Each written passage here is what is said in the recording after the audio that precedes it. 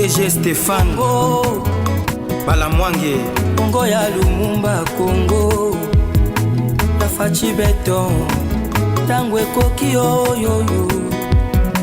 Tangwango yango yo ekoki Tolanda kango Papa Stéphane Balamwange oh yeah. Mesdames et messieurs, bonjour, bon week-end. Nabino Mansobozo Landabiso de partout. Je suis Stéphane Balamwange. Ndenge Tomesana toujours pour la cabine. 7e numéro avec Major Kasereka. 7e numéro avec Étienne Tshisekedi Wamulumba. Je connais Joseph Kabila. Toye avec force après avoir raté l'assassinat. Chers compatriotes, Major Kasereka est là pour nous dire tout et nous révéler encore de vérité. Comme d'habitude, dans cette émission, je connais Joseph Kabila. Nous tenons d'abord à saluer le président de la République, Félix Antoine Tshisekedi Tshilombo, pour la prouesse, histoire et sika, où il a commis pour le Congo. Bozongi na ya Congo, bana kisasa bala kisieke, balingi pe baza d'accord na Oyonso, Asali, na Rwanda, Milelo se na Milelo. Kasereka. Major Étienne Tshisekedi Wamulumba. Bonjour. Bonjour, Papa Stéphane. Micro Talisa, il parle bien. Hein? Micro voilà. Bien. Bonjour les sous. Bonjour, de Konangaï. Batu Bamonio. Oui, Batu Bamoningaï Nazaliawa. Tokoloba eza bokasi ya bakoko to bokasi ya nzambe. Bokasi ya nzambe, bakoko mutasala bango eza nzambe. Eza nzambe. Ouais. Donc on ne peut pas dépasser nzambe pona kokoma bakono. Faut banana beso kumisa nzambe, kitipa bakoko ndeto tsunga pana. Merci beaucoup. Batu sengeli bayeba vérité nyonso. Obanda ko kende wapi? Pe salema kindenge nini? Okoma na point babeto masasi mais okufite. Nazo yebate. Biso simba to chito kufite dans le monde spirituel, to zakara na monde na biso mokilo. Ezo biso na plan d'ensemble to na simba ina na nzoto. Ezayo ezakara yo to ezayi. Ezayi. Ezakara biso ne to zalaka. To simba pe na téléphone na eza biso. Eza biso. Voilà, lokolo eza biso. Expliquez biso ezala kindenge ni. Bon. Tant aussi c'est émission na yo. Oui. Na okabana biso na ba 6e numéro. 6e numéro na ba 17h 18h wana ko marangai.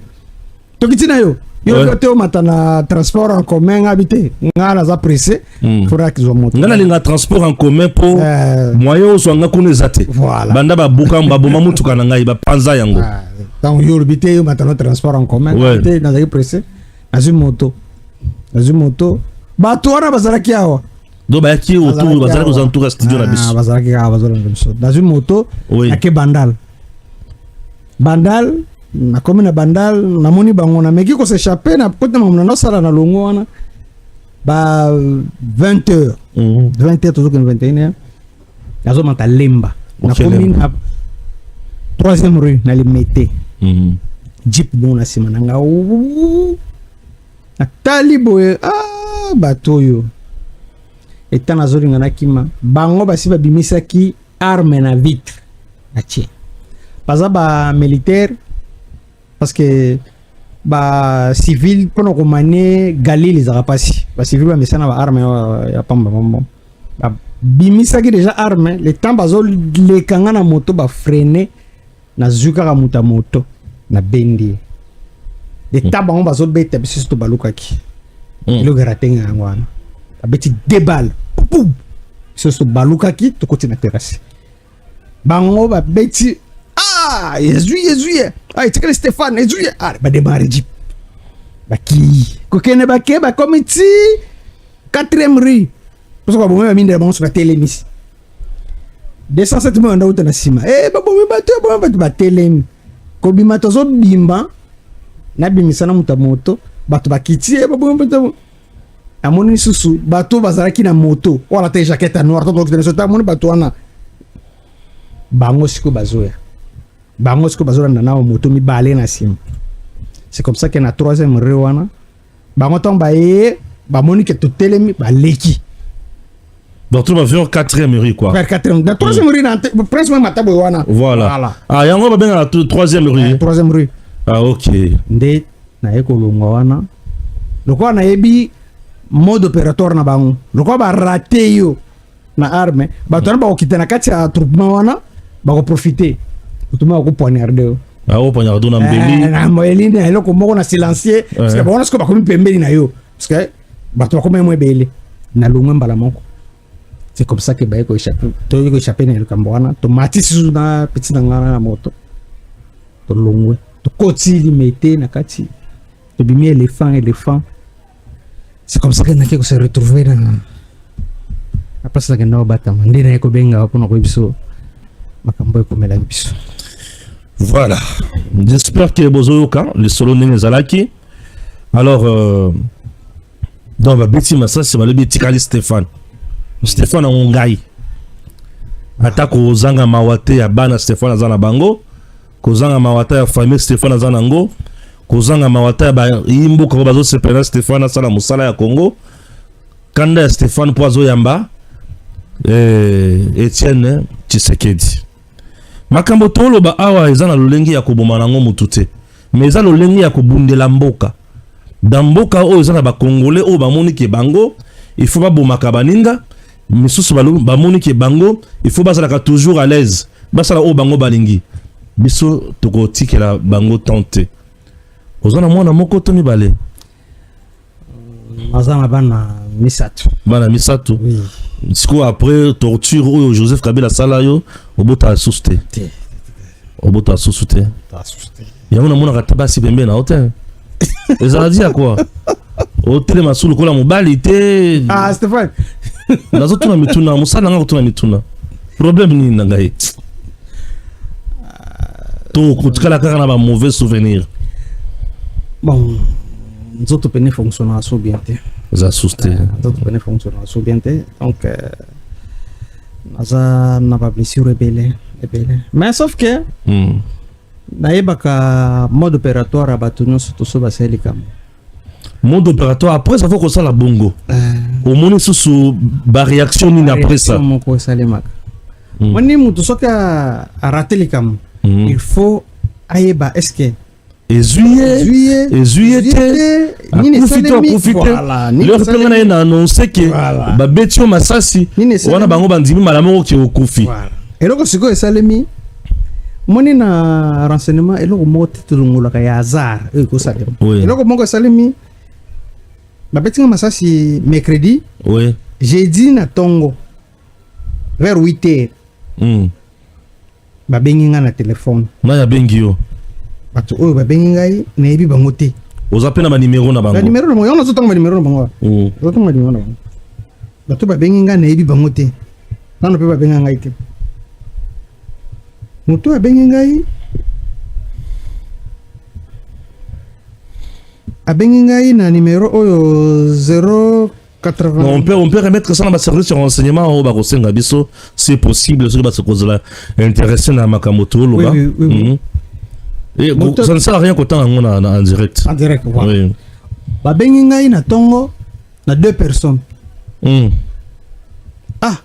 Allô. Mama Boni santé. Oh. Yo yebi ngati nga yebi to bano boni santé. Atinan. Ah. Non nga na baka ko ça bien. Akati téléphone. Akati. Ah, pour se rassurer que à quoi était. Deuxième personne ayako benga ngai. L'assassin revient toujours sur le lieu du crime. Voilà. Ayako benga nga vers ba wala benga ba 8h. Ba 8h30. Numéro monsieur benga ngai. Allô. Tshisekedi. Boni ndeko. Bien. Ah, mende na somo na te mikolo. Nani wana? Oh ah. Ozolo ba nani wana to ebi ngate. Ah, nakati na akati. Tous les deux numéros azana moi. Mais bon ça va. Mais na so déjà des suspects. Na ko enquêter na ba numéro na bango ti na ko luka ko ba bango 2 personnes. À un moment donné, lobby vers 17h. Attends là, Roland Pius a tiré un message. Roland Pius. un message. Pius Roland, tu donnes un message. Alors bien, oui, j'ai suivi. Tu m'as transféré. Et lorsqu'on parle de Roland Pius, c'est Kabila ou rien? Kabila. Non. Roland Pius, c'est Kabila. Oui. Donc, Roland Pius. Dans le cas numéro, on a déjà. A suivi un message qui est Koufi, qui a s'assurer ce qui n'a pas de Ah, c'est que Roland Pius a eu beaucoup de Oui, il a s'assurer ce qui n'a pas de mots. Dès que nous avons message. Nathan, le message à Roland Pius. Roland Pius dit ceci. Bonsoir. C'est par politesse que je me permets de vous écrire ce soir après plusieurs de tes émissions dans lesquelles tu as cité nommément mon nom. Je me nomme Pius Romain Roland. C'est par l'insistance des uns et des autres que j'ai suivi tes émissions. Après avoir suivi, j'ai enquêté sur toi auprès de personnes et généraux que tu as cités faussement. Voici ma réponse. Je te donnerai ton identité cruelle sur plateau de télévision dans un face-à-face. Comme tu es utilisé par le pouvoir en place, informe l'ANER et les forces du progrès quant à ces. Ah, généraux. Voilà. Na banane. Et ça coûte un réseau criminel ya Kabila wanate. Yenda ibi ba généraux akutana bango. Yenda ibi ba généraux akutana bango. Na ibi ba généraux akutana bango. Donc en réalité, Romain Pius connaît ton assassinat ciblé ou quoi? Voilà. Ngai ponanga personnellement. Asena le baki yango ke na ibi ba réseau na bien na ibi comment est-ce que va fonctionner. Oui. Roland Pius, il fait partie ya attentat au Salem Elengai. Non, là tu l'accuses. Je l'accuse pas, j'affirme. Roland Pius fait partie. Il a fait des enquêtes auprès des généraux que moi j'ai cités. Que tu as accusé faussement. Faussement. Oui. Par contre, ils ont général mon côté n'a accusé faussement. Général Oyungai. Oui. Na Kumisaki. Ayebisaki Yozaki, général Moricho. Oui. Na lobaki soki boke kotuna général Elias on a travaillé na ye akoyebisa yo na lobaki soki botuni général Dodo alikambo ya Olive Lembe akoyebisa yo na lobaki nazalaki leki ya général Bisengemana. Bon, je ne pense pas yé ake koluka ba généraux na koluka ko poursuivre comme ça tangelanga ba généraux yé akende okutana bango. Bon, Roland Romain pour ceux qui écoutent les généraux. Bien sûr, il a dit ça. Écoutez, les généraux pour enquêter. Alors, il a commencé la banquette. Voilà. À comment service il pour ça la banquette? Ah, il y a service ya salaka. Oui, il y a PC de biso de Cambona. Mais Motoko Roland Pius n'a répondre les lois à comprendre que na otika la salaka émission mon côté face à face na Roland. Émission est aussi la tête puisque ma kofi beta. Ah, Robeta, yo Robeta. Il a un commando bien formé. Ah, ça commando bien formé. Bien formé. Et en plus, dans un moto, ça sert à tout le monde. Mais dans le but qu'il y a un Roland face à face. Premièrement, Roland a une haine. Il y a Balouba. Roland a une haine, il y a Balouba. Balouba, il y a Balouba. Alors, il y a un peu de Kanda. Alors, ça, l'émission à plateau à Jean-Marie Kassamba. Alors, c'est pour ça que Batouane est un baliaka des comme ça bango. Roland a insulté tout un peuple. Tribu Mobimba. Insulté bango mutatuna. Roland so est à l'époque Kabila. Quand j'étais encore major Kasserek à l'époque Kabila. Roland a na saki na kotu na lingi saki. Au tien da sac. Ambitieux. Mon eloko sali, eloko bosali, eratet. N'y a pas de binga masese zoangate. C'est bien masese zoangate. Et ça n'a pas te belé. Baina balouba na habité. Pourquoi et le comment? Allez-y, oui. Na habité le pourquoi. Bate belé baina balouba. Baina pamba. Bon, ça ce n'est pas mon problème. Non, non, même mayona le problème il y a Roland plus. Mais Roland ça de beaucoup plus sur lui. Non, parce que hier na bimisi na kombo mon année. Mon pas numéro mususu wana, bimisi wa kombo tena ibi bangote. Mais hier bimisi kombo e mon année. Pe akomi.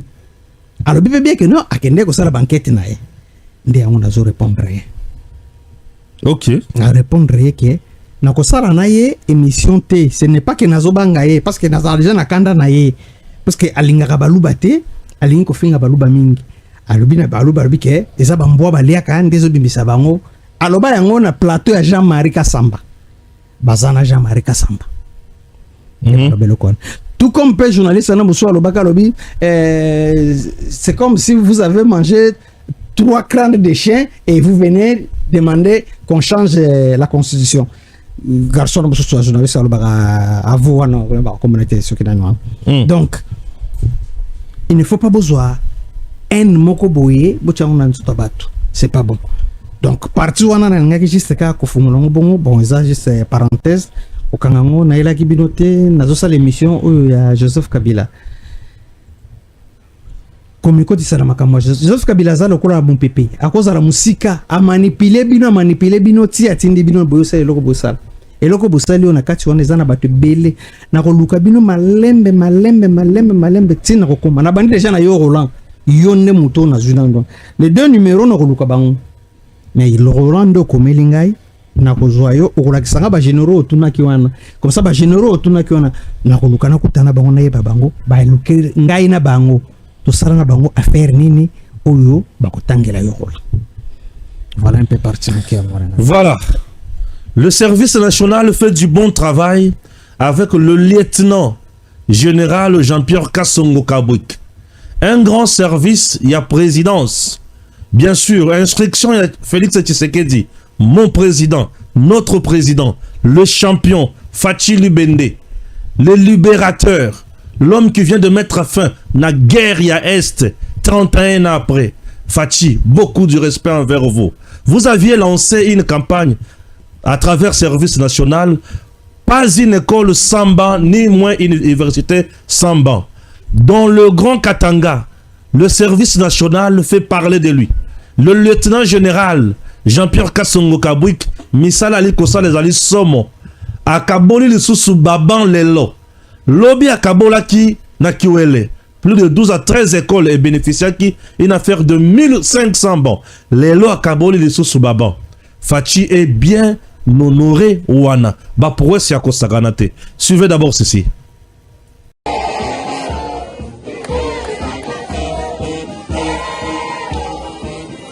Un air de fête décrit déjà sous les irrésistibles notes entraînantes de la fanfare du service national. Ce samedi à Lubumbashi, la Ténée de la Kenya et ses 9 écoles ont reçu un cadeau de fin d'année inespéré. 1000 bancs pupitres flambant neufs, offerts gracieusement par le chef de l'État, Félix Antoine Tshisekedi Tshilombo, dans le cadre de la vaste opération Pas d'école publique sans bancs. Sur ordre du commandant suprême des forces armées de la République démocratique du Congo, de la police nationale congolaise et du service national, nous sommes ici pour remettre aux écoles du complexe de la Ténée de la Kenya 1000 bancs pupitres. Mais au-delà du mobilier, c'est toute une politique éducative et sociale qui prend forme. Car ces bancs ne tombent pas du ciel. Ils sont le fruit du travail acharné de jeunes Congolais, autrefois marginalisés ou livrés à eux-mêmes, aujourd'hui transformés par le service national.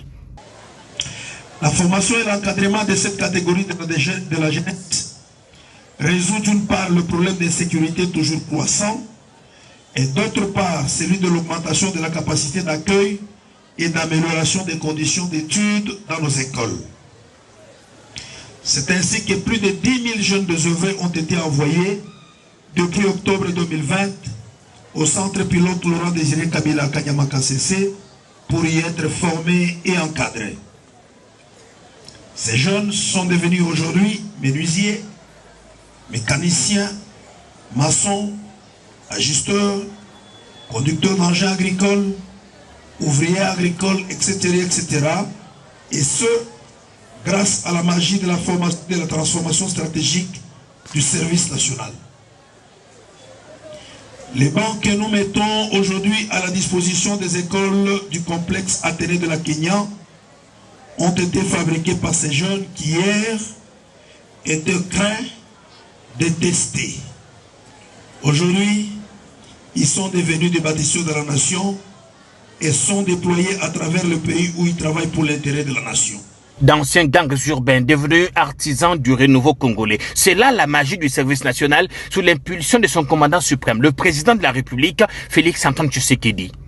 Tous les chefs d'établissement de l'intérêt kenyan présentent leurs sincères remerciements à son Excellence, Monsieur le Président de la République démocratique du Congo, chef de l'État et commandant suprême des forces armées de la République, je cite Félix Antoine Tshisekedi Tshilombo, qui ne cesse à penser au chantier de l'éducation nationale et nouvelle citoyenneté de nos apprenants. C'est cette raison qui nous réunissent ensemble, comme lui, c'est le garant de la nation. Il a soutenu dans tous les sens le service national qui actuellement pose même des œuvres palpables. Aujourd'hui, nous nous réunissons pour que le commandant, qui est notre hôte, puisse nous remettre un lot important de 1000 bancs à l'Athénée. Parti de la capitale, la caravane pas d'école publique sans banc ne s'arrête plus. Kinshasa, Kimpese, Kikwit, Mbandaka, Kananga, Chikapa, Mbujimaï et bientôt Kolwezi. Le réseau des ateliers des menuiseries du SN s'étend avec une seule conviction. Dans un pays couvert à 3/4 par la forêt, laisser un enfant étudier à même les sols est une faute impardonnable. Quand l'État décide de réparer, il ne fait pas dans la demi-mesure. Ce vendredi à Lubumbashi, c'est un symbole de l'excellence scolaire congolaise qui a repris des couleurs, le complexe scolaire Kiwele. Niché au cœur de la ville, cette école mythique ex-Athénée de Kiwele est un pilier de l'histoire éducative du pays. Érigée avant l'indépendance pour former les élites, elle incarne à elle seule le prestige de l'enseignement congolais d'antan. Mais les années ont pesé, les infrastructures se sont dégradées, le bâtiment porte les stigmates du temps. Jusqu'à ces jours où l'établissement a retrouvé sa dignité grâce à une action forte du service national. Faire face aux défis soulevés par la gratuité de l'enseignement, le chef de l'État avait décidé de relancer l'encadrement des jeunes désœuvrés appelés Kuluna Kinshasa, vagabonds à Lubumbashi. Après un séjour d'encadrement civique et patriotique au centre pilote Laurent Désiré Kabila à Kanyama-Kasese, ces jeunes ont été initiés au métier. Parmi eux, nous comptons des menuisiers, des maçons, des ajusteurs, des conducteurs d'engins lourds et agricoles, etc., etc. Ce sont ces jeunes menuisiers formés à Kanyama-Kasese qui ont fabriqué des bancs qui sont aujourd'hui mis à la disposition des écoles de la République démocratique du Congo, dont les écoles du complexe scolaire ex-Athénée Kiwele, à savoir Institut Ouezo, Lycée Kiwele, Institut Moto, Institut de Beaux-Arts, Institut d'éducation physique, Institut Bana-Congo, Institut Bomi, EP Kiwele 1, EP Kiwele 2, EP Maïcha, EP Kiwele 3, EP Kibalamete, EP Kiwele 4 qui reçoit ces jours 1500 bancs pupitres. Des applaudissements mérités. Au total, 13 écoles, dont 6 primaires, bénéficient de cette initiative de celui qu'on appelle ici le premier enseignant du pays. Le président de la République qui place l'éducation au centre de son action. Et le service national répond à cet appel, non par des promesses, mais par des réalisations concrètes. Sur ordre du chef de l'État, le service national a commencé par former des menuisiers. Avec un personnel ainsi disponible, il a installé des ateliers modernes de menuiserie à Kinshasa, à Kananga, à Mbujimaï, à Lubumbashi, à Chikapa, à Kikwit, à Mbandaka, à Kimpese, etc., etc. Avec ce banc, le problème des capacités d'accueil dans des écoles est résolu. En même temps, le service national, avec des jeunes qui se sont spécialisés à la maçonnerie, construit des écoles. Aujourd'hui, plus d'une trentaine d'écoles entièrement construites par le service national sont opérationnelles dans le Kassai et le Katanga. Avec ses 160 salles de classe, Chiwele retrouve un nouveau souffle grâce à cette action salvatrice. Permettez-moi de m'acquitter d'un devoir patriotique, celui d'adresser nos remerciements les plus sincères à son Excellence Félix-Antoine Tshisekedi Tshilombo, président de la République démocratique du Congo et premier des enseignants, pour ce précieux outil didactique de grande portée, en l'occurrence 1500 bancs scolaires, mobilier indispensable dans la formation adéquate de notre jeunesse. Cette remise s'inscrit dans le cadre de l'opération Pas d'école publique sans banc, une campagne d'envergure qui redonne à l'enseignement congolais les conditions minimales de dignité. De Kinshasa à Mbujimayi, en passant par les Kassi, Kananga ou Lubumbashi, des écoles, instituts supérieurs ou universités sont progressivement équipées. Chiwele, comme bien d'autres, renoue ainsi avec sa vocation, former, élever et bâtir l'avenir.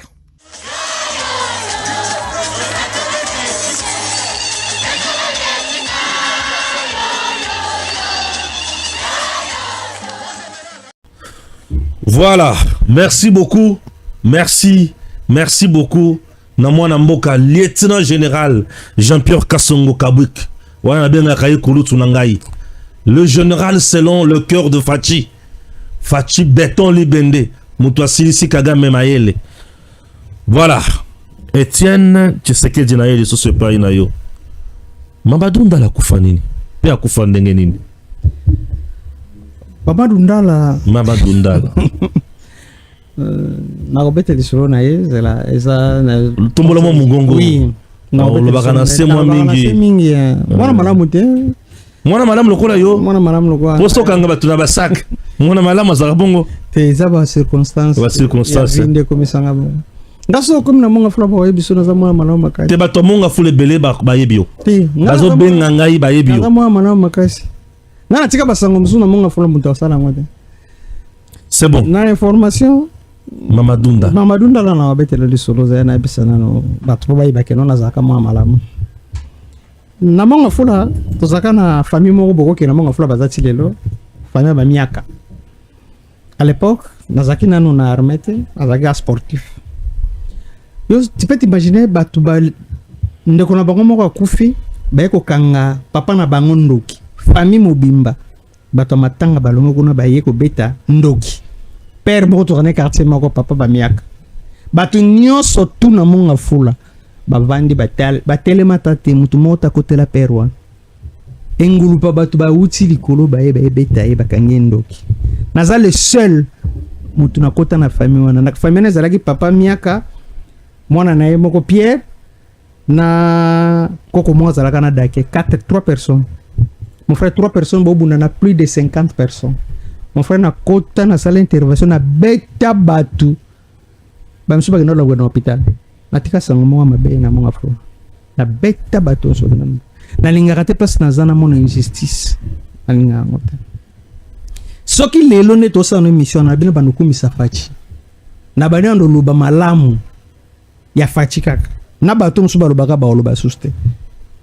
Même bato basala ba communicateur pa mpambo ba kokate parce que ba yebite ezala ba mabe belé seulement na mboko facha zalaka te facha ko kuton facha hérité yang nazo yebisa Roland Plus alingi ko loba likamba bi baluba baloba kababi pouvoir oya biso yo katanga kanga monoko yo te mutalo bagalo kana sa baluba te mutalo bagalo kana eza mwana mwasi o Denise de chez soi Denise azalaka mutu ape perde azalaka mutu ape perde Denise ndenga azalaka sikana abotana Joseph Kabila Denise abotana Joseph Kabila Denise sango flingaka fachi ofninga koloba nako tikala mutakala nazabo soki ngala binando beto bakaona makambo na yo wana nyaona zoro bana yote so na bina banda ko défendre kaka fachi ne na vandia emna défendre fachi bate bele ba oloba su buzo ba lobela ko ma fachi Denise abotana Joseph Kabila mwana na ye ya liboso kombo na ye Olive Lembe Kabila tuna ye mwana na ye ya liboso kombo na ye Olive Lembe Kabila oya abotana Joseph Kabila Denise de Chessois haza mutu ya PPRD Denise de Chessois tozana prison Goma Ekwei Denise a sepeli Denis Abidi bakie kovanda na directeur ya ANR ya prison Makala jour nani Bukavu ezokwea bango bazosepela balobi nangaya akobimisanga mpo ngai nazalaka mutu deja ya PPRD Joseph akotika mwana na ete Denis azoloba bango na prison na prison mais eza na motu moko te ya Fachi akoleka po défendre Fachi plus que ça na biloko azoloba na réseaux sociaux wana bokende kotuna Denis mwana na ye ya mwasi so botene elongi ne bomona elongi na ye kelonga Joseph mwana na mwasi bonotre ngai sono abina bano défendre Félix président de la République mwendo okumisi eloko asali ngana ko bisa bino na biloko na asali Fachi bundi mingi pour que les lombo ko koma passer Joseph aboma mboko yo na niveau moko extraordinaire achaba piqué partout au moins temps obeteki jour on a tuni ngalo bi Joseph ana contrôler batuni ndene Joseph na siège na ye batuni surtout archelo garde corps ana za garde Joseph aza yo takengela kayo mwasi moko zalana za mwasi na yo te za makam donc Joseph abandaki ko circuler même na siège ya président de la République batu baza c'est la même chose comme ça que ndenga yaki ko zwa occasion ko boma Bamadou Ndala na kati ya entourage na ba garde na ye azalaki na ba piqué mibali oyo Joseph achaki Bamadou après ko beta ba Rwanda na Kichanga amati masisi alinga kota Rwanda Joseph apesi ordre bacha otamba kati bazongisi Bamadou komi na Goma Joseph aina Goma bato a Goma ole bayamba Joseph bato Goma bayambi Bamadou Ndala bazotana baputa boye ba video existe batandeli puta pa Bamadou so Joseph alingani ata balongoli yango baniati batandeli puta pa na Bamadou Ndala bazoboya Joseph aniata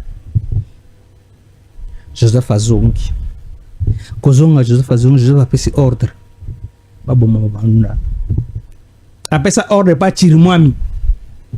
Chirimwami à l'époque azalaki TD na Goma Bamadou Ndala akei na rencontre bandao kende akomi na nzela chauffeur na ye azalaki piqué akomi esika na chauffeur atelemisi mutuka ayebisi zela na kota zamba na sala toilette chauffeur akitiaki zamba gardo azalaki likolo asimbaki PKM na jeep na ye akitiepaki kusala toilette bakomi kuna bango mibale bakimi atikali na garde moko azalaki na ye. C'est comme ça que bato wana babimi na zamba baye kokanga bato babima na zamba bakanga Bamadou na maboko bato bakoyi so beta Bamadou Ndala non mais tout le monde que ziki on dirait zwaki roquette te jeep wana pesaka combien de tonnes na bisa lelo RPG no moni lance roquette abetaka 70 tonnes so abetinda ko vanda jeep wana so babetaka roquette et telemate ko panzana jeep wana basopela yango nde essence bapelisi yango moto ndenge monaki jeep wana zozika Bamadou Ndala na se baluka ebemene monana te téléphone à Bamadou Ndala monana na distance à peu près ya ba 20 à 30 mètres azaka na deux téléphones Android mona téléphone mo moké téléphone na moké à peu près 20 mètres à peu près 10 à 20 mètres de bagana l'autre téléphone là t'as l'aventure 5 jours après bakiko kanga chauffeur na ye na garde moko akimaki bakangi bango baye na bango bino bozalaki na colonel nene bino bokufaki te babandi kosambisa bango teda ye apesi ordre bokata botika bango na prison lobi boyo sambisa bango ote bocha bango na cachot donc apesa bino jour bosam 5 jours bonde boyo sam 2 jours après baye kokuta bango bakufi 2 jours après baye kokuta bango bakufi na kata cachot na Goma donc babomi bango pour effacer ba trace nyonso eleki moto amone le côté nyonso eleka na moka bongo Bamadou Ndala balevaye bakangiye baye na Kinshasa Bamadou Ndala bazwiye kuna bakangiye baye na Kinshasa pa Joseph akoti na ndako na beta makofeti azwi atindi Goma atindi ndani Rwanda bakina Bamadou Ndala na Rwanda et pas Paul Kagame Etienne na vandi na service wana zela nano makangi Bamadou Ndala na zamba baye na et pas ya Joseph albaka mona ye na misu baye na eti na Kinshasa pas Joseph dans autres précisions bien que baye na et pas Joseph le baka mona na misu na Kinshasa abeti makofi na serga ba mona koro ba mona zarate ba ba ka mona zika ba madundala akanga donc abeti makofi asisi akotie na avion bazongi siye batindie na Rwanda baka o me ba Paul Kagame batindie donc ba pesi Kagame offrande joyeux ni bomela ye yo mo ça mabna donc Kagame abomiye il ba famille madunda les olanda biso hein na biso buya mutanda biloko na nyonso tu nani TD izalaka chirmwami une famille c'est à kufi déjà procès ya yani ya bamadundala ezana ba tsudu timbe batu ko bengi sa nani ba magistrat wana bino ndo semsa bamadundala nani se bino bukata ko semsa procès jour bako yise bino tedi mutaba bakata batu wana bakene na kasho après 2 jours beaucoup de bomba kufa kufa indekini bomba zenza kasho na milise opozo bozo ajipa bamadundala botel misang botala so roquette betaka jipon.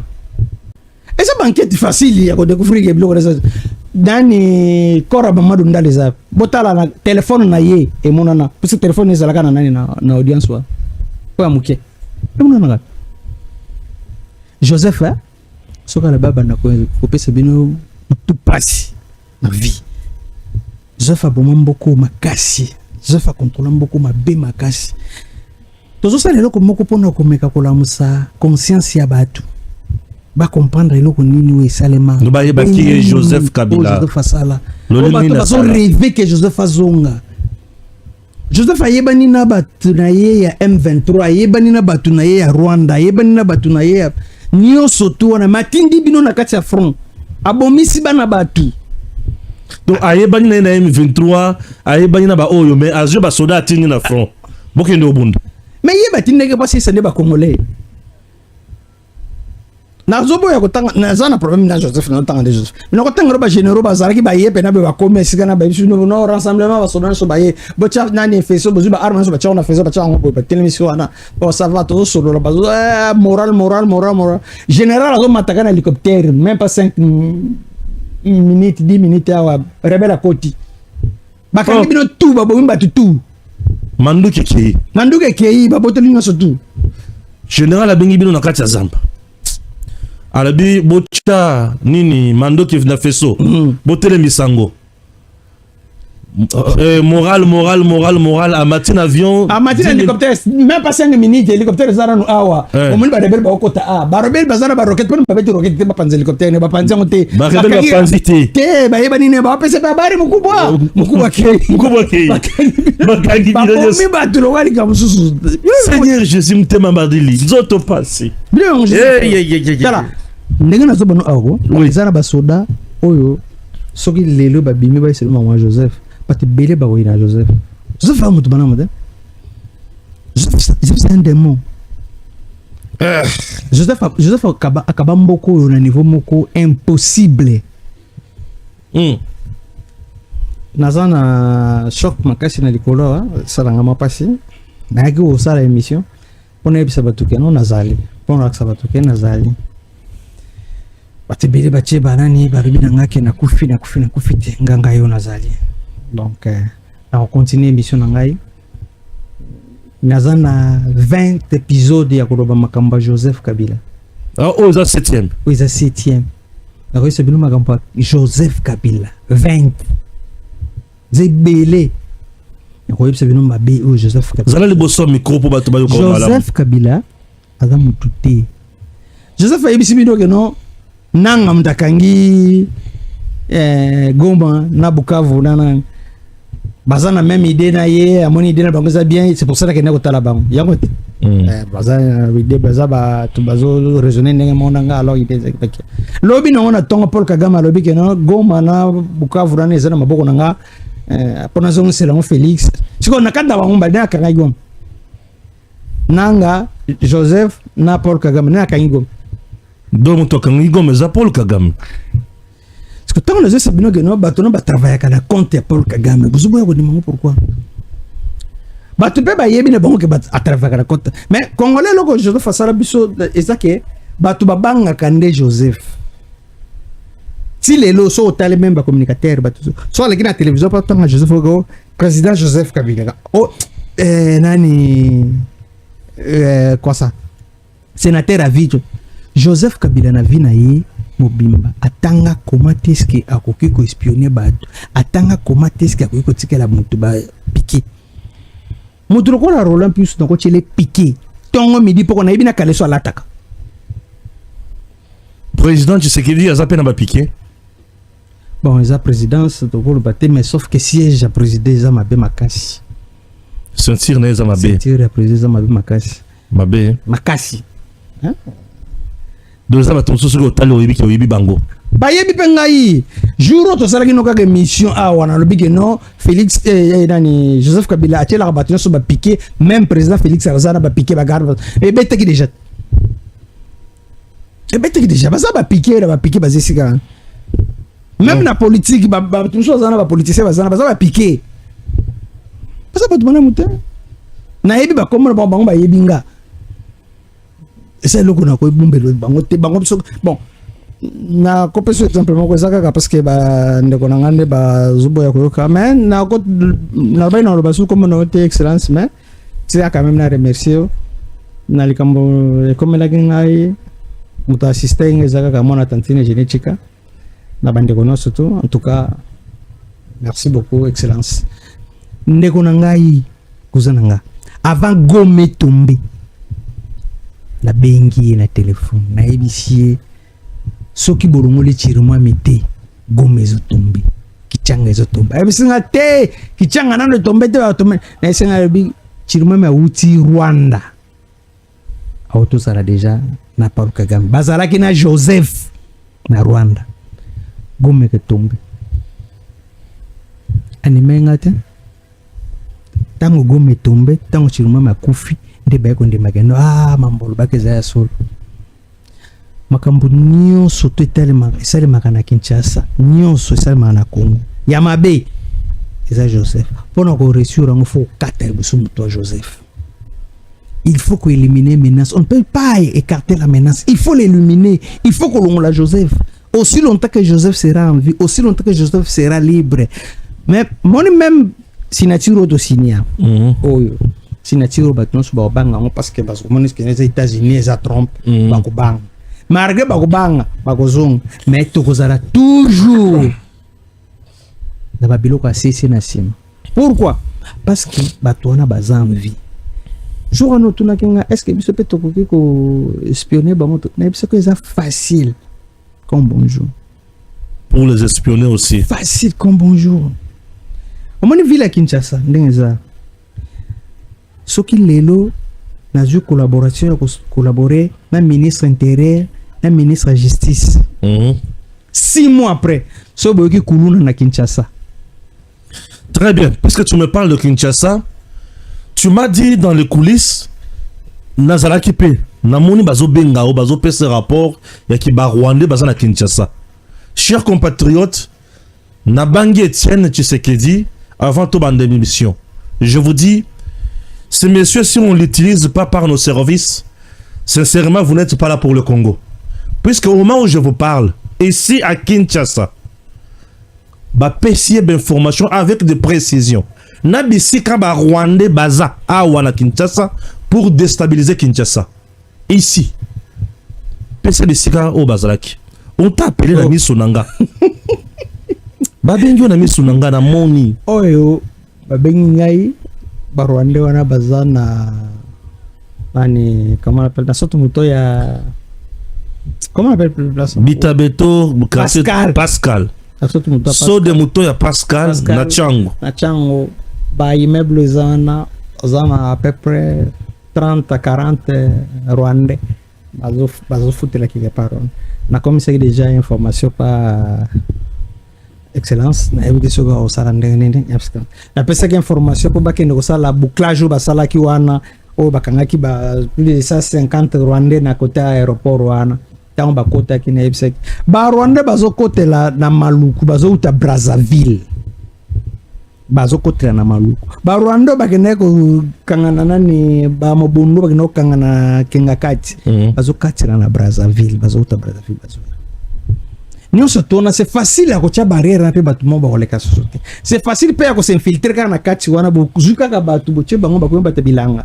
nga nasala bamisala na nakoma muta liboma nga nasala bamisala na nakoma muta pusu nga nasala bamisala babilanga mpona koespionne mutu moko boye c'est facile ya kosala biloko nyonso wana nayebi te baservice ya sécurité so bazosala nde place wana nyonso tu wana tout au long ya mai wana tokozwa bapêcheur bozwi kaka brigade moko classé bango botandi na kati wana bolongoli awa section moko awa bolongoli bateyo moko bao bakomi bapêcheur bao botie brigade mobimba est-ce que na boyo suma ça système bato mabondona bakatisaka bayaka c'est facile à kokangisa ngone surtout et je peux bien le faire aussi nakoki kosala mosono nabiki na chakimia awa ke bazwinga ke no chakimia awa 6 mois après na banindo ola biso kuluna po yo konta parce que kuluna biso mto fabrikant kuluna mto fabrikant za Joseph Kabila exécuté par John Numbi na Mukutu na banindo sala ngone nini bazu babana ba Rwanda ba yaki wana ba pesi bango machete bono sala ba biloko na soto wana ba ebisi na ba policier bakanga sous bango te pona okende bien babandi beso ko déstabiliser police tu peux t'imaginer associate moko bazana 5 éléments bazana 2 armes moko kufa moko bango déjà na 2 balles associate bazana 2 armes moko kufa arme mususu zaka na 2 balles bazana charger eso mona police ota mona trop charger na Kinshasa bazana mata police zaka na munitions police zaka na armes ba déstabiliser ne ce tourna parce que balinga ki tozara na po Joseph avait voulu que tozara na po oyo boto komina molelo Joseph aza camarade ya ba Rwandais camarade ya bato surtout bazoya kuboma mboka pour que mboka evanda na souffrance pour que mboka ezala ndenge tozabo bato ebele oyo lelo tozomonisa paso bazokufa à la base c'est Joseph Kabila. Donc ce que mutazo soutenir na kama ka ndeko yo Barnabé Arbaki Joseph Azoya Kinshasa Milinganyo Arbaki Joseph Azoya Kinshasa les 16 azana reno so kina nina ko ya patala yeba yambai atibele ba yebi Joseph Bouquet Joseph Azoya so na mboko na makambo asali batu na mboko en tout cas faut monter à mabe même bateau zo mono susu tanga ko neti buto asa batute bateau zo mami balo oh yo monta tio konga bateau zo mami balo basa ba piquer oh yo Joseph atinda kiake no vanda ba dani oh atinda kiake basa ba piquer nala ki sabato ora na betro kaneli solo bateau zo ozo sala légion na nani na mutute non mais ici tu m'as montré Vital Kamerhe quand même tenga la Vital Kamerhe tenga zo mona tenga zo ba téléphone mi balo zo mona OK basa ba piquer Kamerhe piqué ngana zo ba téléphone zo ba garde ça ba piquer donc bato malamu na siège ya président bazati soki président zana bato malamu ba politicien bien to ba garde bien en tout cas bon nzamba sunga kaka na mwanda ma information na pesi pa kuza soka komisango yo sa bien mingi donc bato to s'attendre na biloko belebele ya mabe félicitations mingi na président de la république. En tout cas, ce qui est le plus possible, courage à Koubana, le Babyloko, tout le Balélo, c'est parce que tout le monde est évolué comme auparavant. Abanego ndi mateke na okolo beloko tozongi na ndako. Joseph akosalo mabe makasi à tout moment. Mais grâce à vous, quel est le comme grâce à diplomatie na yo que le Congo comme komata dans ma position de commune. Donc voilà un peu ce que je voulais un peu te dire. Ah oui. C'est chaud, hein? C'est chaud. Makamotozo Yokawa, ce qui est vrai, il assume Makamazo Loba. J'ai eu quand même formation moko. Il y a famille à Shirbi Okent. Babena Kinga? justice na mboka na biso ekata likambo lobi ke Cherubin Okende ami betabal yemoko akufa mais yo lobi ke Katumbi na Kabila nde moto abomaki lelo na lobi justice et mon famille ya Cherubin Okende ba memi na justice bokende ko confirmer makambo lobi ozomona te koki ko balukela yo mabe soki ozana bosolo te na kati wana te ko balukela mabe te le moment makasi bato bayoka na lobi boye koki ko baluka mabe te justice na biso mambo lobi za ya solo Cherubin Okende ami bete masasi oui akufa ça c'est vrai mais Joseph Kabila na Katumbi nde baboma ye bako bomo ndenge nini bako bomo kaka teke bango nde babimba beti masasi Joseph Kabila zene chasa te Moïse Katumbi zene chasa te tu comprends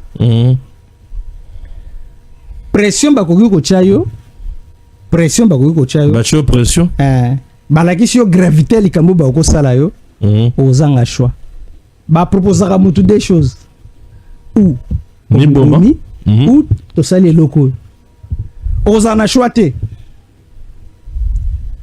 justice esambisi oyo ezali réel oyo ezali komonana et c'est vrai ami bomaki parce que pression les gars ami bomaki pour pression les gars qui a comprendre ezali loko tekino soki boyote nakali sita ona rarubaile kama yo po bisingo bi ana sina okapeli kama nenga na koma ko luka kutana na president de la république akona ko luka kutana president na yo kaka kya bana ko luka kutana president oui tanga ko ojo moko ebima e konso tanga ko mi ko luka place oyo bakoki ko protéger ye aluki par la protection de la société tant protection de la société il n'avait pas d'autre choix que ko ça au balobisaki kapa na makambo elekaka na service secret bakosala ke yo osala eloko moko esepelisi bango te bayebisi yo Stéphane mondongo za boye soki yo mibomi exemple soki yo mibomi otiki mwasi na yo na bana kimia mais soki yo mibomi te tokoboma mwasi na yo na bana à toi de choisir moto nyonso to préféraka soutenir famille ba ben un talon d'Achille moto nyonso na faiblesse so moto aponi ke bana na ngai mwasi na ngai bakoki ko souffrir pona likambo nga na salite uzana choix te ako se suicider mais si ko so tele on a misu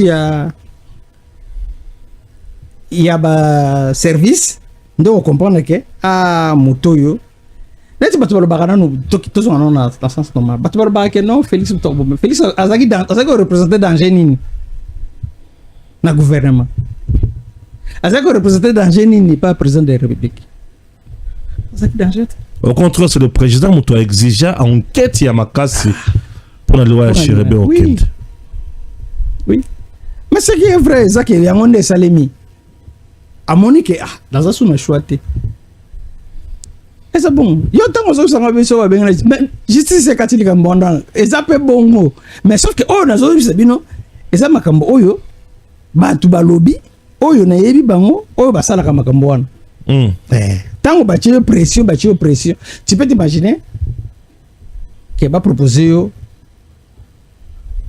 exemple quand na pesio wana ke ba ko sala famille na yo boy otali ke no likolo na nga moko batu bakufa 10 20 par contre so na kufinga moko atiki batu kimi ozana chouette voilà ozana chouette c'est comme ça que ça s'est passé wow exact que non soki non eloko wana o jistre lo baki wana yangonde salemaki mais sauf que azwaki ba pression belé na ba makambu o esalemaka o nga nazoloba ezali ba vérité ya Joseph ou ya sala mais na enquête nango normal o trouver ngo eza na sens oyo eza na sens oyo neti comme na ebiso ya bandundala de madundala soki boke na enquête nango normal ba yo soki non ba madundala ba betaki roquettes mutuka na yesikaki balakisi na ba image mais soko tali mutuka wana omona mutuka na etelemi ezopela moto Land Cruiser apesaka même pas 2 tonnes même pas 5 tonnes babete roquette oyo azobeta 70 tonnes akopanza ete aotelema te fa balula matelemi ntango bazwi moto batie ezopela essence ezopela bayebi loke bamwado ndala akufi yo na kati ya motuka et par après balakisi bino ke audience moko esalemi na Goma bakangi bagarde na ye mibale oyo bakimaki kuta bango na zamba babimisi bango bandosambisa bango ntango babandi kosambisa bango moto ya kokata audience wana chirima tedi nta ya kokata audience wana botika audience olongola bokosambisa bango après une semaine après 5 jours er na koyisa bino 2 jours après ba ko tabato na mbale bakufa ba témoin o ba ko témoigner yende chauffeur azaragi na Pamadu botuna ye mais otelemisaki mutuka awa pona nini pokende toilette yo mto simbaki PKM ligolo okitaki pona nini pokende toilette ka bino balinde bokimaki bango bale batikala kufa ndenge les 2 témoins bakufi kora Pamadu ndala emonanete téléphone na ye oya mukeo balokotaki na kwa bayaki nango na audience téléphone na pe bunga téléphone na pe bunga donc Joseph abanaki kosala ba crime moko bien organisé et kaka ndenge makambo zalaka soko za na service soko za na kati osana facilité à comprendre que non berere zalage bele na kacho mutu azwandi na service mutu ay makambo na ko banda ko yuse bya muni loko kabilo na zebiswa e so vous vendez songo yuse mutu bité moi place loko za lukuto moi place loko za lukuto moi place biloko ya lukuto ze bele na kacho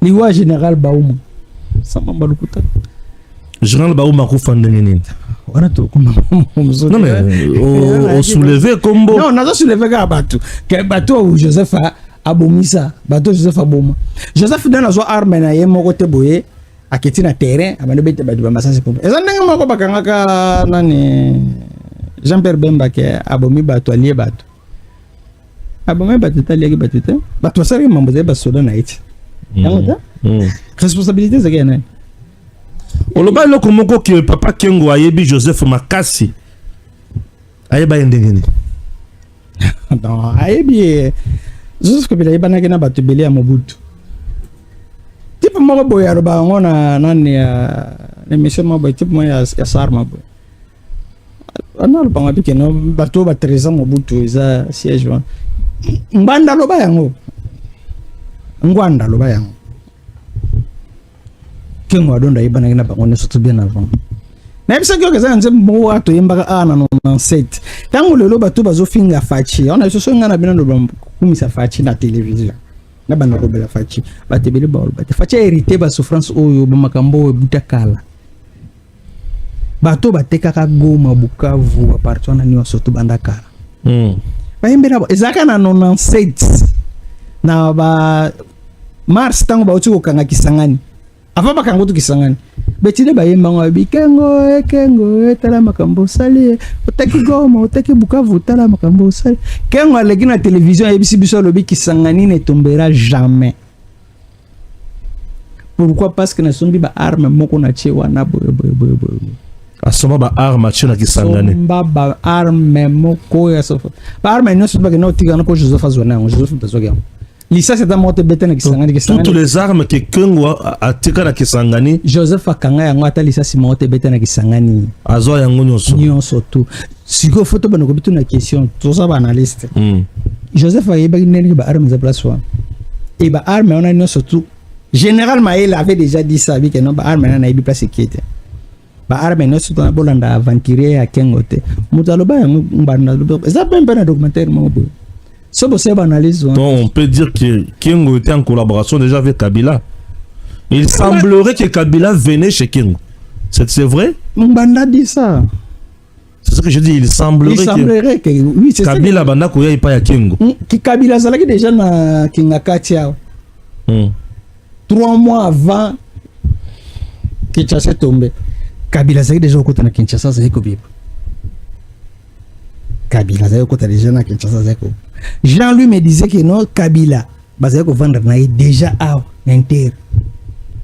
Avant Nyane Kouya Kinshasa Kouya avec Afdel avant Fidel et Kota Kabila Joseph Azoya pour vendre na Jean-Louis bazo melana ye na ba autorité ya Congo na ba généraux na ba autorité ba ministre ba rani bazaki déjà na awa wana ba yeba qui est déjà qui ya yebi ke yenda zo ya ko kanga kisangani yenda zo kanga Kinshasa yenda ko zala yeba ki déjà tout wa Jean me disait ça. Moi, ça m'a étonné. Tant on a commis na Mbujimai, na moni Joseph Kabila. Moi, na ya musée. Kayenda zo dinga koisa musée. Nda yebisi na bidane biso za mona musée. Politique tambola kana lukuta. Moni ndenge tozabo. Bato nyonso moni baza pembe na musée wana. Tosi tosomba bango. Tozozela kaka ke musée alongwa pour que tocha régime asika. Na régime asika yo kozwa poste. C'est comme ça que batebele vazo barangozo sala be mission parce que olingi facha peso pouvoir to facha peso bon. Ngaso nazana posa mbongo. Nangana zana mbongo ebele. Imagine toi que nangana zana chef rebelle ya Dekasai. À l'époque. Il semble que na kokoya ya Goma musée abengana ka Joseph Tokanga kai. C'était comment? Tant bazo bengana ba Rwanda be bengana na Joseph. Tant bazo bengana ba Rwanda awa. Na Kinshasa ba bengana pe na Joseph. Muza bengana pe na Joseph. Ba ngoni so bengana pe na Joseph. Et Joseph akenda wapi? Ba yaka kozongisa ye pa ya Général Lucha. Ba yaka kozongisa ye. Mais akenda kana wapi? Te akenda kate. Azaka na aeroport ke na aeroport Ndolo. Ba kena so na aeroport Ndolo bazongisa. Ba collaborateur musée ba expliquer musée que non ne faites pas ça parce que il y a ma belle image voilà aussi bimisa que mon maillot boui. Alors musée n'avait pas de choix. Alors Moussa bana ko yoki la mingi Lucha. Alors il n'avait pas de choix. Par exemple collaborateur na ye moto pena convaincre facilement. Ça vous le savez déjà 80 ans quelque chose comme ça. Alors quoi vieux sage sans Zoruba, vous pouvez le croire. Alors que bon, on peut y bagiter de façon balola bon quand on a ça. Par contre, vous tapez ce que bon peut aider non c'est pas que c'est bloqué ça genre. C'était là juste manipulé. Ils étaient manipulés dans tout ça. Avec notre armée aujourd'hui, si le président s'est décidé de mettre une nouvelle armée, bah généraux tous en a bango, ceux qui te continuent qu'à Kana bango. Tu penses vraiment que tu as un résultat malam pour dire aux RDC aux États-Unis bah qu'on vend de la paix armée nabiso. Tu trouves quoi? Tu donnes quoi comme conseil na président? Na armée nabiso aux nangwa esa armée rwandaise. Oisa si konde to na lela esa armée rwandaise. Na sebele typiquement le bagage télévision le bi bolo bateke Rwanda beti Congo lo bake Rwanda beti Rwanda weza Congo chibang kala be Rwanda beti Rwanda armée to zana ngaza armée rwandaise pour que tu vendes sa armée batona nyo suzumona sur 100% moins 85% baza ba Rwanda mais 85% baza ba Rwanda eza batu susu na tangelo yo pene bien na kombo ya Bontabandundu, susu Motakasai to te baza ba Rwanda baza ba komba ko pe mutu apesa ba kombo ana na yebi ashanze ba kombo ana nso ba shanze ba ngwa Joseph fazaka makasi Joseph fasala ka loko moko que pour que bo comprendre ngo za difficile azui asangisi armée asali mixage brassage bation sur bakoti bavandi a facilité bino bateau bakutia apesi bino ba fonction azu bateau ba yasika baye elo ba garder ça ka péter na bango ala bandi siko kolongola bino malembe longolio amatisi o longolio amatisi tout ça général moko azawa azaka général ya autant auto comme eloko wana yoka pesa ngo eloko wana surtout ba officier supérieur rebelle ya tango Mobutu balongola bango nyonso mususu baboma bango na bakan na ba centre de formation bazolambela bango madeso bachele bango wa poison bakufa bachela bino dans les savons omo elebele ndabo eloko ko saba tufungure ndabo mina ngo batebele bazana prison na prison bazokufa bakasi bache savon nakati ya madeso omo ouais ndaba na omo savon omo ndele oni buma ngo bat babumi batebele bele na mboko basoda nyonso tu o baba na okene formation na kitona ba ex-phase Joseph azaki na système à éliminer bango mutu azaki chargé ko sala biloko wana mingi ezaki na général azaki na colonel Alamba mutabanda ko sala biloko wana oni batubele mais lelo batu bazo préférer que Joseph Azo lelo Joseph Azo permettre ko benga bino ko pesa bino information que te ko ko kasere ka bolia bino pe bo sepeli bo bato bayaki wana na kolanda bino malembe ti na kozwa bino parce que na koyeba bino eloko liboso l'exega ke baza basoda parce que bazalaki na ba akate o bato bilba tambola nango awa ba bisolo te bazalaki na Galil armana mutoko manyango be foza soda parce que zana ba caprice bele alors na yimona ki baza basoda bato balanda ki biso na jaquette bazalaki awa na mona ki bazalaki basoda. Donc, nous avons la facilité de l'andre, malembe, tina ko découvrir ba, pe na ko yeba place ti babi mena. Très bien, merci beaucoup. 7e numéro, tout ce que là, tous les comme ça bakisa. Lelo nazo kanzoto bien. Ah, lelo nzo teza makasi, to forcer yoko to poto ça la même 7e numéro oyo. Ah, puis si ce quelques makambo, tous les na 8e numéro nzamba batela biso, tous na bomoi. Azape na bomoi akufite. Banguna bazui 0 bitumba na bango ko continuer na yebi bako lembate mais biso pe entre temps ko lembate. Je tiens à saluer le président de la République Félix Antoine Tshisekedi Tshilombo. Monsieur le président, bravo. Je me souviens le 27 janvier Goma Ekwei. Je me souviens ce jour-là 4 jours après carnage ya kosakanate. Les ONG internationales bapesa biso bilan catastrophique. Plus de 10 000 personnes ont été tuées, massacrées par l'armée rwandaise, commettant ainsi des crimes contre l'humanité, crimes de guerre, crimes d'agression, crimes de génocide. Fachi a déclaré « Je ne vous abandonnerai jamais. » Mais attendez, il y aura une riposte rigoureuse. Monsieur le Président, la riposte rigoureuse. Oh, la kabiso tomoni yango. Fachi, on ne pouvait même pas comprendre ou s'attendre un instant. Il y a que Okobeta Kagame diplomatiquement a Fukame lo Kagame a lobi na monde mobimba. Ngai nde mutu na sala bitumba, ngai nde mutu na sali guerre. Soki makamoto signé lelo awa esimbite. Eza problème ya président Trump, eza problème na biso. Te Kagame eza problème na yo. Pour Fachi, mwana nzambe, aza wana pona bonheur ya ba Congolais. Mesdames et messieurs, je suis très heureux de vous dire que Fachi a longi bitumba, asisi bitumba. Fachi a teki Congo te, mais Fachi a pesi Congo bomoto, bonsomi, a pesi Congo fierté. Pour un Congo retrouvé, nous devons tous nous unir derrière Félix Tshisekedi. 500 milliards, ou ta Congo et bandana tozambongo wanate, na 15 ans autre sale la yango, 500 milliards. Tozo sale la 21 milliards avec le Qatar. Oh, Fachi n'a pas signé de contrat léonais, nyonso na polele, tala ninga boyamba kie. Boyambi Fachi, bolakisi esengo, bolobi oza yabiso, Fachi le roi du Congo. Fachi désormais c'est le roi du Congo. Barama politique na bosani, na komi ko benga Fachi le roi du Congo. Oui, le roi. Omela na ngwende na yo. Soki olungu etikela Anthony.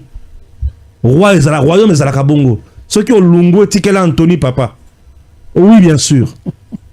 Toboyi Katumbi aya, toboyi Kamera ya, toboyi kutu Kabila zonga lisusu mobomi. Aizo ya kosani. Fachi soki olembi tikela Anthony. Mutu mususu azate. Oya moni ki azali adima na posa totala ye. Oui. Congo quand même ezwa esengo. Trop c'est trop tenu comme mingi. Mutu aya tongi banzela ebele lokola Fachi na ebiete. moto atongi ba université ebele na mboka ko leka Fachi na yebiete Fachi ali ko sala bikamu ici ko sala makambo kitoko bino boka ko telema pona ko loba ke Fachi umela Fachi a signé accord peuple ayebi yango mais Kabila a signé le 23 mars 2009 toyebate nzoka teka nde biso to komi ba umbu ya Rwanda Fachi Kabila mulili Fachi pole to kendina Fachi susu wapi apa koloba na ye nzambi ya kubenishi mukontombolo Fachi beton mwana papa Etienne Tshisekedi na mama Marthe Kasalo omela kolutu ozali ya biso Fachi na yeko yebisa oke ngai likolo ya kolobela Congo bapanza mutuka nanga baluka baboma ngai nakoma kotambola na ba transport en commun pe kotambola na ba moto bato baoseka nga me yo kumisaka Tshisekedi Fachi tala mutuka nakoma kotambola nango mutuka ebeba nazo yeba te na bisika na ofutela bato baoseka nga boza na kimia Congo un jour ekofutanga osota ke Fachi au pouvoir ba Congolais to sepela Fachi umela zalaka ka wana kolutu osali makambo ya bien ebele pona Congo nzamba batela o kasereka beta mi masasi mais akufite tenten ankolo na biso ki bino ke na mwana ya chef na biso ki bino ke na a comprendre que ba o ba yoko beta ba yoko bomangai baleki boye mutoko bomangai te donc nzamba zali munene biso toza wana ka pona Congo Dispensation Investment Group. Je viens une fois de plus vous parler de Dispensation Investment Group. Dispensation Investment Group met à votre disposition ma pango ya kitoko na niveau ya Dallas. Nous sommes aux États-Unis. Une grande parcelle, 50 sur 40, vous l'achetez à $50,000. Mais attendez, au groupe ça caca 5,000. Le reste qu'on fout yango a duré à 30 ans. Tu veux qu'on construise pour toi une maison de construction est là. Akola kisayo ba modèle et na ba kunango. Ba pesio modèle na kunango oponi. Et tu vas payer 30% en montant. Le reste, tu as 30 ans pour finaliser et s'acquitter la dette. Une occasion noble pour deux types de Congolais. Le premier type de Congolais, c'est les Congolais où ils ont la poste là, à Kendeko Vanda, aux États-Unis, à Pemanaye. Ces Congolais-là a pour avantage, ces enfants vont étudier gratuitement. Et ils seront pris en charge sur le plan sanitaire. Kobela na bango ba kozala na prise en charge. Wana avantage à l'ebosso. Avantage pour la deuxième type ya Congolais, à Congolais oyo a préféré qu'on vende na RDC mais à sali investissement.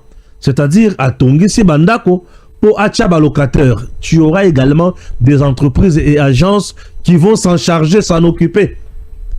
Yo vandi na yo bazo tonga kuna basilisi ba pesio mikanda nyonso et ozui eloko tobengi mikanda na yo bato bandi ko futela bazo futa ndako chaque mois ozana mbongo na yo et mbongo na yo ezo baluka ezo koma ebele. Oui, donc locataire azo futa mbongo par exemple azo futa $1,500 ndambo eke po na compte ya lupango ndambo eke po na compte ya bato batongi ndambo mosusu ye po na compte na yo tala ba copie ya kosala yango. Tu as l'argent, faut pas garder ça en banque, il faut utiliser ça. Le numéro est là pour l'appeler. Ce numéro est sur WhatsApp, en même temps appel normal. Vous appelez, vous trouverez au bout du fil Madame Nanou Bosembe. Elle vous dira tout ce qu'il faut faire pour Nakoyeba Kosomba Lupango. Comment faire pour arriver dans le lieu ya Lupango? Dispensation Investment Group va vous aider avec l'invitation ya mairie ya Dallas. Donc mairie ya Dallas et qu'on ça yo invitation. Batou va voyager kabayebi tina ya invitation. Et qu'on ça invitation aux yeux invitation wana au tchango na dossier au memi en ambassade. Au la kisi ambassade que je suis invité par mairie ya Dallas. L'ambassade a kopesa yo visa na pete au sombi billet na yo on se retrouver wapi na Dallas oki kutala makamona sans problème. Dispensation Investment Group est là pour vous et c'est une occasion de réaliser un rêve. Autant mususu okana kakosala ozo bunda okuma États-Unis, voici le moyen le plus facile d'aller aux États-Unis. $5,000, tu as déjà une parcelle. Tu ne vois pas que c'est ça le temps d'investir pour la vie? C'est ça le temps de faire mieux pour la vie. Dispensation Investment. Et ça on a pour Nabino. Benga madame nanou yebisa que je viens de suivre monsieur Stéphane Balamwange. Je viens de suivre Jésus en Kole. Voilà ma kamobalobi nangai. Tu ne seras jamais déçu. Je sais ce que je dis et avec beaucoup de confirmation, beaucoup de précision, tu ne seras jamais roulé dans la farine. Déjà, Master Coach. DG Stéphane Balamwange. Congo ya Lumumba Congo. Tafachi Beton. Tango ekoki yo. Tango yango yo ekoki. Tolanda kango. Papa Stéphane Balamwange. Oh yeah.